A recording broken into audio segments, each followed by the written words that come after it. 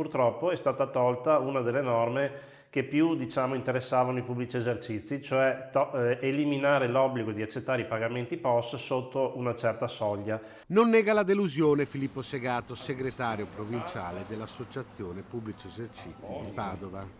Il governo esce sconfitto dal dialogo con l'Europa e prova a dare un contentino che i commercianti attendono con ansia. Normative europee hanno portato il governo a fare una retromarcia su questo argomento, anche se il ministro ha già dichiarato, il ministro Giorgetti, che saranno comunque introdotti dei crediti d'imposta per andare ad abbattere quelli che sono i costi delle commissioni per l'accettazione di pagamenti elettronici, soprattutto per le microtransazioni di importo basso.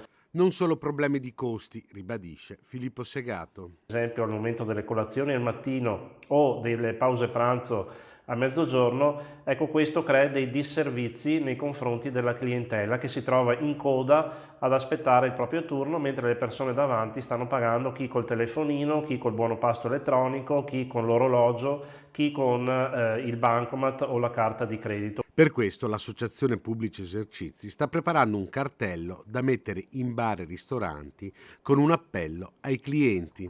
Chiediamo ai consumatori di voler continuare a pagare in contanti le microtransazioni, quindi per importi fino ai 10-15 euro, che sia preferito appunto il pagamento con banconote o monetine,